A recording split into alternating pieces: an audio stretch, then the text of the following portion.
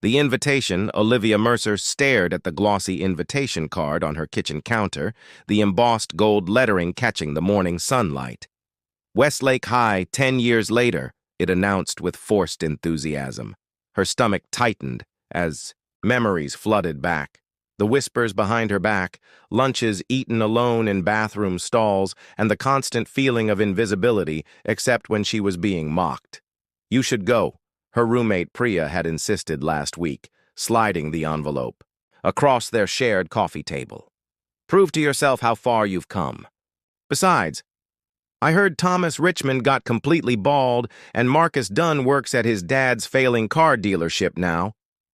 Olivia had laughed, but the thought of walking into the Grand Meridian Hotel's ballroom alone made her palms sweat.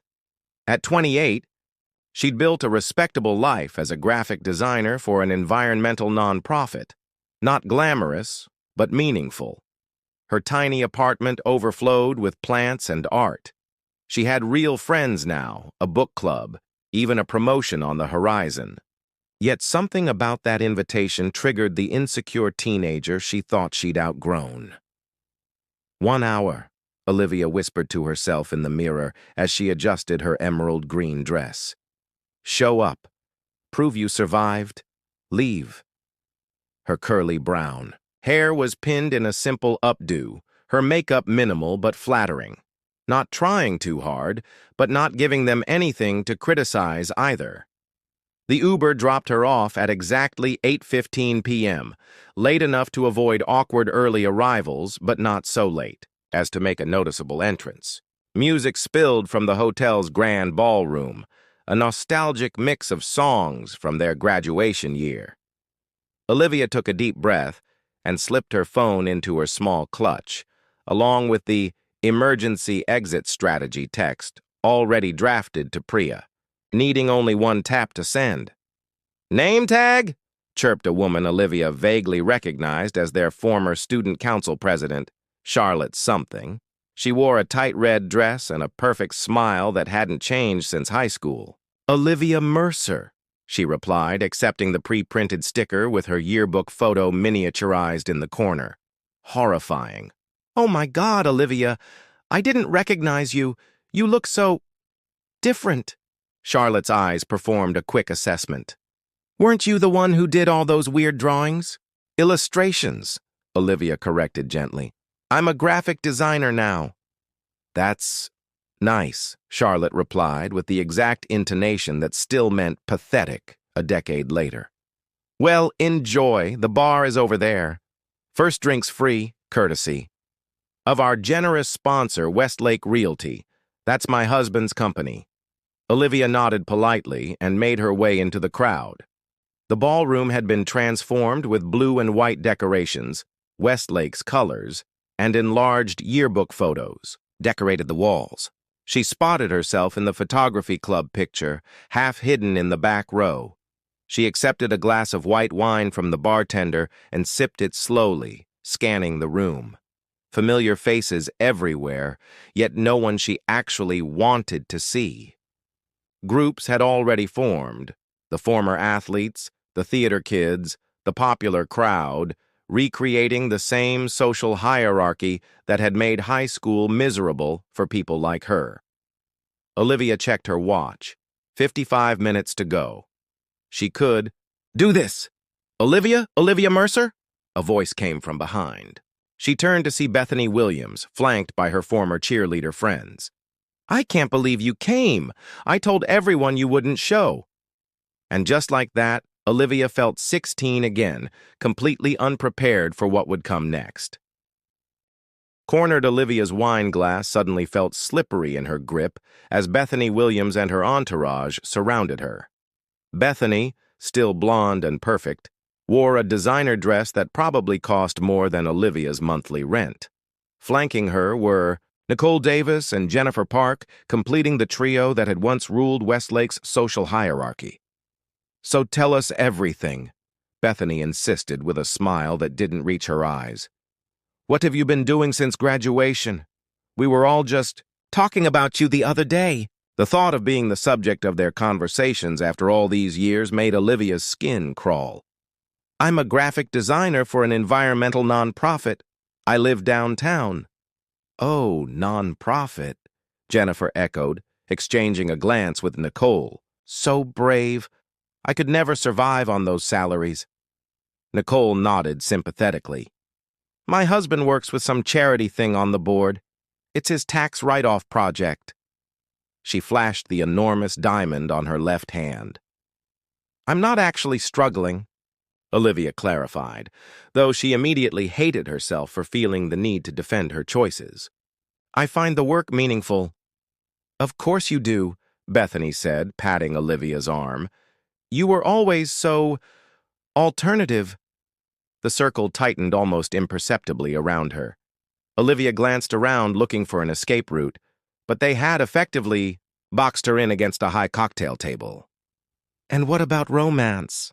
Jennifer asked, her voice dropping to a conspiratorial whisper. Anyone special? You came alone tonight. Before Olivia could answer, Bethany interjected, Oh, leave her alone. Not everyone needs a relationship to be fulfilled. The faux feminist defense was somehow worse than the question. I date, Olivia said shortly, draining her wine glass and wishing desperately for another. Well, Marcus Dunn was asking about you earlier, Nicole offered. He's divorced now. First marriage didn't work out. Something about incompatibility. Her tone suggested far more sordid details were available upon request. Olivia's stomach turned. Marcus Dunn had been one of her chief tormentors, once dumping her art portfolio into a toilet during junior year. I think I'll pass, she said coldly. Still holding high school grudges? Bethany clicked her tongue. We're adults now, Olivia. People change. Some people, Olivia muttered. Bethany's eyes narrowed slightly. What was that? Nothing. Olivia attempted to step sideways, but Jennifer shifted, apparently fascinated by something just over Olivia's shoulder that required her full attention. You know, you should really come to our monthly brunch sometime, Bethany continued. We'd love to have someone different in the group. Right, girls? Nicole and Jennifer nodded with identical enthusiasm. Diversity of thought, Nicole added, as if Olivia were an exotic specimen they might study. Speaking of thoughts, Jennifer pivoted. Remember that weird poem you read in English class senior year? Something about shadows and being invisible? Mrs. Peterson was so uncomfortable, Olivia felt her cheeks burn. That poem had been deeply personal, about her struggles with depression. She had been proud of it until the snickering started in the back of the classroom. Everyone was going through their dark phase, Bethany waved dismissively. But most of us grew out of it. The implication hung in the air. Olivia hadn't changed, was still that strange, troubled girl they had loved to mock. She searched desperately for a response that wouldn't reveal how deeply their words still cut. I need to use the restroom, she finally said, but Bethany placed a manicured hand on her arm. First, you have to tell us about that drawing you did for the yearbook that got rejected. The one with the principal as some kind of monster? God, we were all dying to see it. The trio closed in tighter, trapping her in a bubble of expensive perfume and thinly veiled hostility. Olivia felt her breath quickening, that familiar panic rising. The same feeling from all those years ago when they would corner her in the hallway or the locker room, just as she was considering the humiliation of simply pushing past them or, worse, the embarrassment of tears forming. A warm, confident voice cut through her anxiety. There you are. I've been looking all over. The intervention. The voice belonged to a tall man in a charcoal suit who moved toward their circle with purpose. It took Olivia several seconds to place him.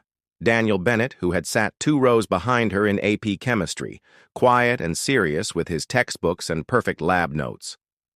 He had filled out since high school, his formerly lanky frame now broad-shouldered, his once awkward features settled into handsome maturity. Sorry I'm late, Daniel continued smoothly, slipping beside Olivia and placing a gentle hand at the small of her back.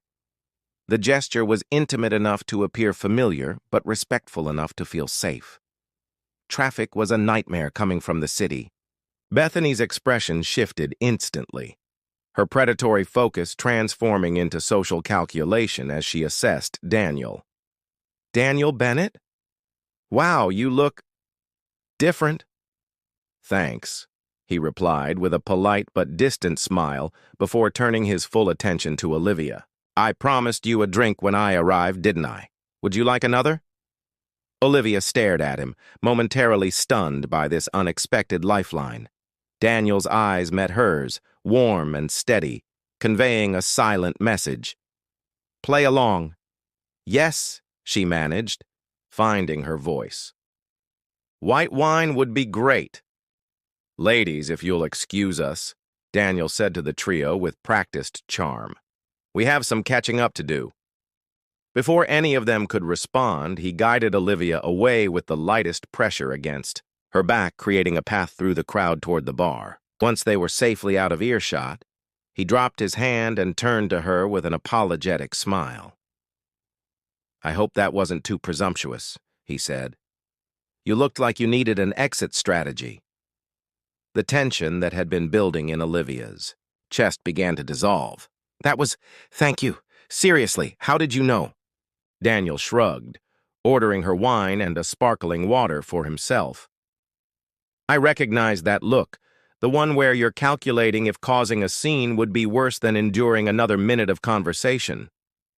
You recognized it specifically on me? I sat behind you for an entire year in chemistry, he reminded her. I got pretty good at reading the back of your head. You have very expressive shoulders, you know. Olivia laughed, a genuine sound that surprised her. I had no idea I was telegraphing my emotions through my posture. Only to the observant, Daniel replied, handing her the wine. And I noticed you back then. There was something in the way he said it that made Olivia study him more carefully. Daniel Bennett had been practically invisible in high school, like her but in a different way, not actively excluded but simply quiet, self-contained. She realized she knew almost nothing about him beyond his perfect test scores. We don't have to keep up the act, she clarified. You've done your good deed. I'm sure there are people you actually want to talk to. Daniel leaned against the bar, his posture relaxed. Actually, I came here on a work obligation. My firm does the accounting for the Alumni Association. I don't really have any attachment to these reunions, and frankly, most of the people I'd want to talk to probably didn't come. Then why intervene? Daniel's expression grew thoughtful. Because 10 years ago I wouldn't have had the courage to, and I always regretted that. The simple honesty of his answer caught Olivia off guard. Before she could respond, she noticed Bethany and her friends watching them from across the room, whispering behind cocktail glasses. They're still watching us, she murmured. Daniel glanced over his shoulder. Would you like to really give them something to talk about? There's a garden terrace outside this ballroom. We could escape this noise entirely. The suggestion was tempting, more than tempting.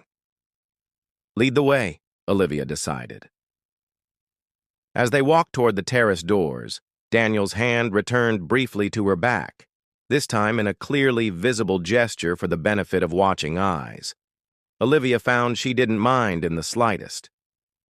Honest conversations. The terrace garden was a welcome respite from the reunion's noisy chaos. Strung with delicate fairy lights that illuminated the night, it offered a tranquil space with only a few other attendees seeking similar escape. Olivia and Daniel found a quiet corner with a bench partially hidden behind lush potted plants.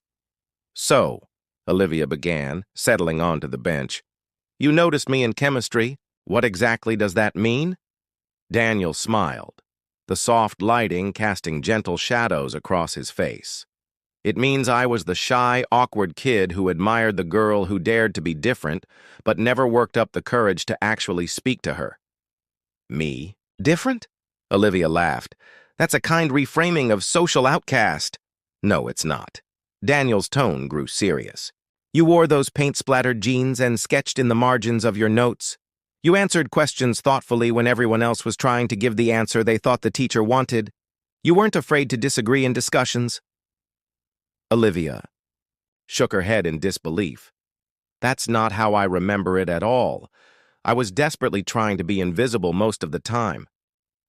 Sometimes the people trying hardest to disappear are the ones most worth noticing. Daniel looked down at his hands. I envied that about you. I was invisible because I was afraid to be anything else. The honesty in his voice touched something in Olivia. And now, you seem pretty confident rescuing damsels in distress. 10 years and a lot of therapy will do that, he replied with a self-deprecating smile. Turns out severe social anxiety is treatable. Who knew? You had anxiety? But you were so smart. Perfect grades. Early admission to MIT, if I remember correctly. Daniel nodded. Academic performance was my shield. As long as I was the smart one, I didn't have to be anything else. But eventually, I realized intelligence without connection isn't much of a life. The conversation flowed easily after that. Confession, both of them peeling back layers of their high school personas to reveal the more complex realities beneath. Daniel described his journey from MIT to a nervous breakdown sophomore year, then rebuilding himself through therapy and a transfer to a smaller college where he could actually breathe. Olivia shared her own struggles, the years spent finding her voice as an artist, the failed relationship with a man who saw her creativity as a charming hobby rather than a career, and her gradual discovery of purpose through environmental advocacy. I spent so many years trying to prove something, she admitted. To myself, to them, to anyone who ever doubted me. It's exhausting. When did you stop? Daniel asked. Olivia considered the question. I'm not sure I have, completely. Tonight was supposed to be some kind of victory lap in my mind. Look how, well, I turned out, despite everything. But the minute Bethany started talking, I was 16 again. Daniel reached over and gently touched her hand. For what it's worth, from an outside perspective, you've built a life with meaning and integrity. That's more than most people manage, regardless of how popular they were in high school. The simple validation in his words made something warm bloom in Olivia's chest. They talked for hours, losing track of time as the reunion continued without them. Occasionally, other classmates would wander onto the terrace, spot them deep in conversation, and discreetly retreat. They probably think, we're having some kind of romantic reunion, Olivia noted with amusement after one such retreat. Would that be so terrible? Daniel asked, his voice quiet but clear in the night air. Olivia turned to look at him properly. In the glow of the fairy lights, she saw not just the boy she had barely known, but the man he had become. Thoughtful, authentic, and surprisingly easy to talk to. No, she answered honestly. It wouldn't be terrible at all. New beginnings. The reunion had nearly emptied when Olivia and Daniel finally returned to the ballroom. A few determined dancers remained on the floor, while the cleanup crew began discreetly clearing abandoned glasses. Bethany and her entourage were long gone, though Olivia found she no longer cared about their judgments or approval. I should probably get going, she said, checking her phone to find 3 concerned texts from Priya, who had expected her emergency exit message hours. I go. Let me drive you home, Daniel offered. Unless that seems too forward after our fake reunion romance turned real conversation. Olivia smiled. Normally I'd say it was, but considering we just shared our deepest insecurities and life philosophies, a car ride seems pretty tame. The night air was cool as they walked to his car, a sensible hybrid that made Olivia's environmental heart approve. The city streets were quiet, that peculiar stillness of early morning hours when most were asleep, but dawn hadn't yet arrived. Olivia directed him to her apartment building, a converted warehouse with large windows and exposed brick. This is me, she said as he pulled up to the curb. Neither made a move to end the evening. I had a thought, Daniel said finally, but I'm trying to decide if it's presumptuous. After tonight, I think we're past worrying about that. He turned in, his seat to face her. I'm working on a project, a visualization tool for climate data that helps communities understand environmental impacts in their area. My team has the data science down, but our interface is, well, it's designed by accountants. Are you offering me a job? Olivia asked, surprised. More like a collaboration. Your work with environmental advocacy plus your design skills, it could be perfect. But there's no pressure. I'd like to keep talking to you regardless. Olivia considered him in the dim light of the car. Is this your way of asking for my number? Partly, he admitted with a smile. But also, I genuinely think we could create something meaningful together. Professional and personal interest, efficient. I've always been good with resource allocation, he joked. Olivia took out her phone and handed it to him. Put your number in. I'll text you mine.